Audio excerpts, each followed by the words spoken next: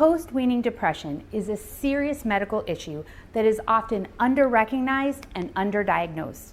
Today we'll be talking about everything you need to know about post-weaning depression and how to treat it. So click those like and subscribe buttons and stay with us.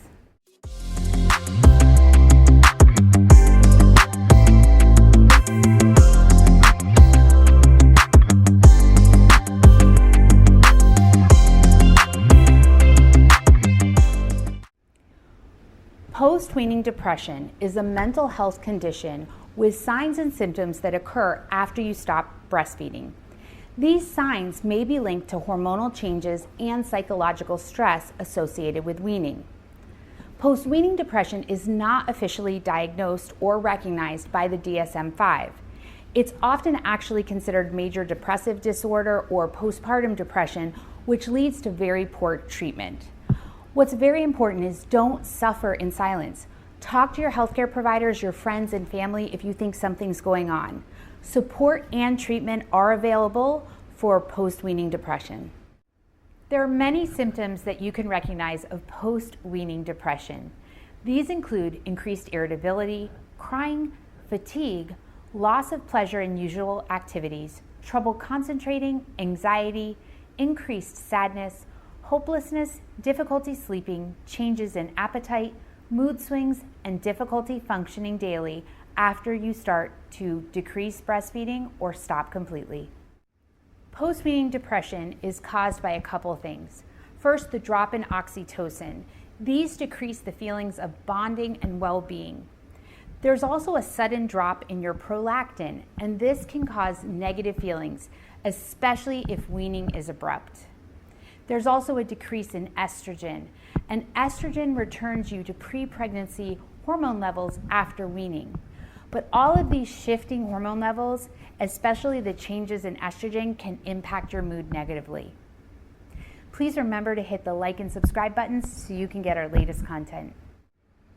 Postpartum depression typically begins within 6 weeks to 1 year after giving birth. Post-weaning depression typically starts when you decrease or stop lactating. They may occur in conjunction with each other or they may be separate. Many of the symptoms are overlapping, but post-weaning specific symptoms include feelings of loss related to the end of breastfeeding and hormonal changes. Postpartum depression can be exacerbated or worsened by post-weaning depression. And post-weaning depression can happen even if no postpartum depression exists. There are some risk factors you should know about post-weaning depression. You're at higher risk if you start weaning abruptly or earlier than planned, if you have pre-existing anxiety or depression, or pre-existing mental health conditions. Diagnosis can be challenging. And often, if you're not being closely monitored during your post-weaning, you will not recognize it. Signs and symptoms are under-recognized and under-reported because no education is given to patients. Postpartum checks also usually don't diagnose it because weaning usually starts after your last postpartum check. Treatment involves prioritizing self-care. You can maintain skin-to-skin contact with your baby, which also helps to regulate hormones. Stay active and get social support. Participate in fun activities. Make sure you have self-compassion. This is really hard.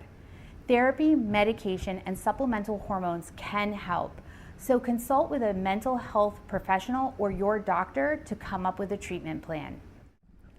I hope this video has helped you learn everything you need to know about post-weaning depression and how to get it treated. Please share your comments and let us know what topics you want to hear about. Remember to hit the like and subscribe buttons so you can get our latest content in pregnancy, labor, and early childhood parenting. Share this video with your friends and family and follow us on Facebook and Instagram for additional content. We will link those in the description below. Thank you so much for joining us at the Maternity Mentor.